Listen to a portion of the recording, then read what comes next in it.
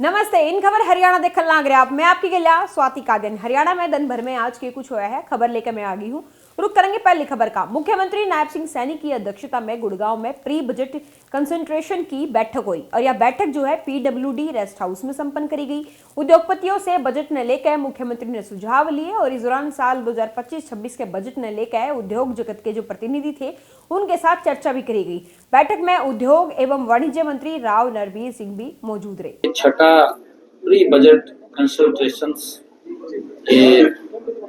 अलग अलग क्षेत्र के अंदर हमारा रहता है और इसके अंदर हमने आज ये इंडस्ट्रियल्स और रियल एस्टेट्स के लोगों से आज बात किया है कि उनके क्या क्या सुझाव इसके अंदर हो सकते हैं। अच्छे सुझाव उन्होंने दिए हैं और हरियाणा प्रदेश एक विकसित हरियाणा बनने में और हमारे यहाँ पर अच्छी संख्या में इन्वेस्टर्स के लिए लोग आए, उसके लिए हमने उनसे सुझाव लिए थे। केंद्र सरकार ने किसानों के हित में दो बड़े फैसले लेते हुए यूरिया के बाद डीएपी उस पर सब्सिडी बढ़ाने के साथ साथ फसल बीमा योजना पर एक साल खातिर बढ़ोतरी कर दी है। इसके तहत साल 2025-26 के लिए फसल बीमा योजना पर 69,515.71 करोड़ रुपए का प्रबंधन किया है।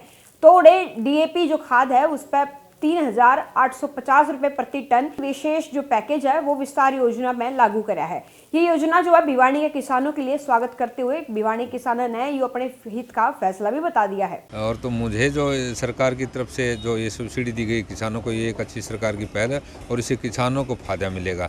और किसानों को एक सबसे बड़ी मैं सरकार से ये अपील करना चाहूँगा कि डीएपी की जो है यूरिया है डीपी है किसानों को समय पर नहीं मिल पाती, इसके लिए भी एक कोई किसान के लिए ऐसी स्कीम लेके आए जिससे किसानों को मारामारी डीएपी और यूरिया की न झेलनी पड़े। जीएसटी संग्रह में 28% वृद्धि के साथ देश में हरियाणा दूसरे स्थान पर पहुंच गया है। जी हाँ, दिसंबर में जीएसटी से राज्य को जो है 10,403 करोड़ रुपए का राजस्व आया है, जबकि दिसंबर की बात करें 2023 की तो 8,130 करोड़ रुपए का राजस्व आया था। वित्त वर्ष 2024-25 में दिसंबर तक हरियाणा में कुल 49,368.61 हजार करोड़ रुपए की जीएसटी जो है वह संग्रहित हो चुकी है। वित्तीय वर्ष की बात करें 2024-25 की तो सितंबर में 24% जीएसटी वृद्धि दर के आधार पर हरियाणा देश में अव्वल रहा है, यानी कि सबसे ऊपर आया दूसरे नंबर पर। मत्स्य पालन मंत्री श्याम सिंह राणा ने अधिकारियों के साथ बैठक की अध्यक्षता करी। श्याम सिंह राणा ने कहा है कि प्रदेश सरकार का मत्स्य पालन का जो फोकस है वो रहेगा। मत्स्य पालन मंत्री ने झींगा पालन को प्रोत्साहित देते हुए योजनाओं पर जोर देने के निर्देश भी दिए। विभाग में कार्य क्षमता में सुधार खातर मछली पालनों को जो है डेटा और डिजिटलीकरण कराने खातिर जो प्रक्रिया है उसमें भी तेज करने खातिर निर्देश दे दिए हैं। यमुनानगर में अमादलपुर गांव में किसानों के लिए जो है उच्चे पेड़ जो है ना उन पर फल तोड़न खातर काम करने की जो तरीका है उसमें सरलता आ जाएगी। जी हाँ, यह प्रक्रिया जो है पहले बहुत मुश्किल लगा कर दी, लेकिन ईब में नताड़े काम पे थोड़ा सा राहत मिलता हुआ नजर आओगा। ईब नई जो तकनीक आई है, जो नई मशीन आई है, उससे फल तोड़ने और भी आसान हो जाएंगे। जिला उद्यान अधिकारी कृष्ण कुमार ने इस नई तकनीक मशीन खातर जो प्रशिक्षण पे एक ऐतिहासिक जो कदम है वो भी बता दिया है। उन्होंने कहा कि यह मशीन जो है पूरे देश में पहली बार ट्रायल खातर जाएगी और यह किसान के लिए एक जो वरदान साबित है वो हो सका है, क्योंकि किसानों ने इससे काफी लाभ मिलेगा। मेंटेनेंस प्लेटफॉर्म है, एक हाइड्रोलिकली ड्रिवन है, तो ये हम यहाँ पे बाग के लिए लेके आए हैं ताकि जब हमारा फ्रूट का सीज़न हो, लीची में, आम में, जैसे जिस चीज़ की खेती करते हैं उसमें से हम बहुत केयर के साथ फ्रूट को तोड़ सकें ताकि हमें डंडे से उसे झाड़ के उसे चोट ना लगे। दूसरी बात, हमारे बंदों की सेफ्टी बढ़ेगी ताकि उनको टहनियों पे चढ़ के कहीं स्लिप होने का डर रहता है अगर बरसात होती हो, ऐसी कुछ चीज़ हो। दूसरा, ये हमारे प्रूनिंग में भी बहुत हेल्प करेगा। इसके साथ एक हाइड्रोलिकली ऑपरेटेड चेन सॉ आता है, तो उस चेन सॉ से हम बाग की बहुत क्विकली प्रूनिंग और बहुत सेफली प्रूनिंग कर सकते हैं। जो पहले हमें मैन्युअली सॉ से या पेट्रोल के आरे से करना पड़ता था चढ़ के, तो अब ये एक बंदा अकेला काफ़ी काम कर सकता है। हाँ जी। बहादुरगढ़ में वेतन नहीं मिलने के चलते सफाई कर्मचारियों ने हड़ताल शुरू कर दी। दरअसल नगर परिषद में सफाई ठेकेदारों के पास काम करने वाले 100 फालतू जो कच्चे कर्मचारी थे वह पिछले 3 महीने तो उन्हें वेतन नहीं मिल रहा और कर्मचारियों का कहना है कि वेतन नहीं मिलने के कारण सिर्फ ठेकेदार के अंतर्गत काम करने वाले जो कर्मचारी है उनने सांकेतिक हड़ताल करी है और अगर ईब उनकी मांग नहीं मानी जाएगी, वेतन नहीं दिया जाएगा तो हो सके यह हड़ताल आगे भी चलती रहे।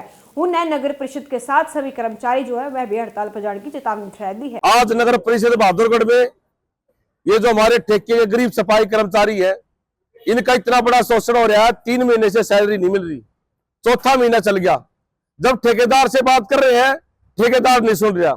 हमने अपने नगर परिषद के अधिकारी से बात करी है, अधिकारी कह रहे हैं हमने ठेका दे रखा है, उसका वर्कआउट सोर्स का ठेकेदार तनख्वाह देनी ठेकेदार ने, लेकिन यहाँ पर वो काम हो रहा है झोटे झोटे लड़े बोझड़िया को।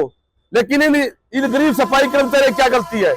3-3 महीने के किराया दिए, लेकिन किराएदार ने जो मालिक था उसने मना कर दिया, अपने भांडे उठाओ और यहाँ से खाली करो। जिससे राशन लेते थे उसने भी मना कर दिया, भाई मैं राशन आपको नहीं दे सकता। और जिनके बच्चे जो पढ़ रहे हैं उनके बच्चों के जो फीस भरनी थी, उस मास्टर ने भी मना कर दिया कि नहीं अपने बच्चों को घर ले जाओ, तुम फीस नहीं भर सकते। कनीना में बिजली बोर्ड के कर्मचारियों ने पुलिस की कार्रवाई से संतुष्ट न होकर 3 दिन का जो धरना है वो शुरू कर दिया है और चेतावनी दी है कि कर्मचारियों के साथ जिन मारपीट करी थी उन आरोपियों ने तुरंत गिरफ्तार करो। उन्होंने कहा कि पुलिस ने इस मामले में सिर्फ एक ही आरोपी पकड़ा है, जबकि अन्य जो आरोपी हैं वह बाहर घूमने लग रहे, खुलेआम उनकी गिरफ्तारी नहीं हुई है। उन्हें धरना प्रदर्शन के दौरान जमकर पुलिस और सरकार के खिलाफ नारेबाजी भी करी है। छो में हमारे कर्मचारियों के साथ 16 तारीख को मोड़ी गांव के अंदर हमारी टीम चोरी पकड़ने गई थी। वहां कर्मचारियों के साथ मारपीट करी और मारपीट ऐसे करी लाठी और डंडों से, किसी दुश्मन किसी चोर को भी नहीं मारते। हम तो बिजली वाले थे, कर्मचारी थे, सरकार के आदेश की पालना करने के लिए गए थे, लेकिन उन्होंने इकट्ठा होकर के कम से कम 10-15 का मोब इकट्ठा होकर के और कर्मचारियों के ऊपर हमला कर दिया। हमारे एक जेई विजय सिंह को पैर में फ्रैक्चर है और आज तक हमारी एक गिरफ्तारी के सिवा कोई गिरफ्तारी नहीं हुई है। पुलिस मैनेजमेंट के खिलाफ हमारा ये धरना प्रदर्शन है। अगर गिरफ्तारियां नहीं हुई तो हम आज 3 दिन तो हमारा ये रहेगा सब डिवीजन के लेवल पे, फिर डिवीजन लेवल पे चला जाएगा। हम कोई काम नहीं करेंगे 3 दिन यहाँ काम छोड़, हमारी हड़ताल समझो, धरना प्रदर्शन पुलिस के खिलाफ है। जब तक हमारी कोई गिरफ्तारी नहीं होगी जब तक हम यहीं बैठे रहेंगे। फरीदाबाद शहर स्थित एक थाने में तैनात सब इंस्पेक्टर के बैंक खाते में साइबर ठगा ने करीब 6 लाख रुपए काट लिए। पीड़ित की शिकायत पर साइबर थाना NIT की पुलिस ने मामला दर्ज करा और जांच शुरू कर दी।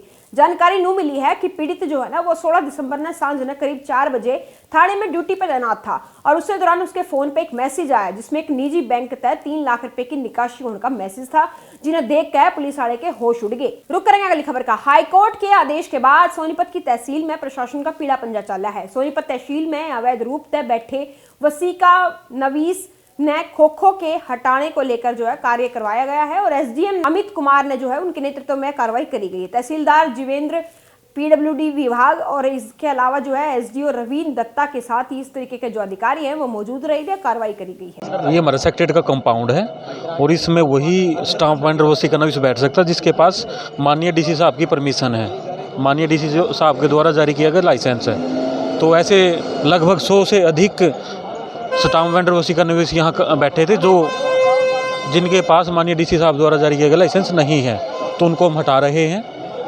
तो यहाँ पर किसी तरीके का कोई विवाद या कोई ऐसी बातचीत कोई सामने नहीं, बिल्कुल पूरी प्रक्रिया पूरी शांतिपूर्वक तरीके से, पारदर्शी तरीके से वीडियोग्राफी हम करवा रहे हैं, संपन्न हो रही है, कोई किसी भी तरीके का कोई विषय नहीं है। सुनने में आया है कि कहीं ना कहीं जो मिली भगत से ये खोखे चल रहे थे, क्योंकि कोर्ट के आदेश के बाद यह वैलना जो इन खोखों पर पीली पंजे चले। किसी भी तरीके के मिले भगत की मेरे संज्ञान में कोई ऐसा मसला नहीं है। अगर कोई मसला है तो आप माननीय DC साहब के आगे रख के उसकी जांच करवा सकते हैं। चरखी दादरी जिले में कुछ दिन पहले ही ओलावृष्टि हुई थी, उसके बाद शीतलहर जो है वो चलने लगी थी। घना घोरा और धुंध जो है होने के चलते जो वाहन चालक है उन्हें काफी परेशानियों का सामना करना पड़ने लग रहा है। उड़े मौसम विभाग के अधिकारियों का नु कहना है कि आने वाले टाइम में जो कड़ाके की ठंड है वह पड़ेगी और ज्यादा ठंड होने के चलते लोग बीमार भी पड़ सके हैं।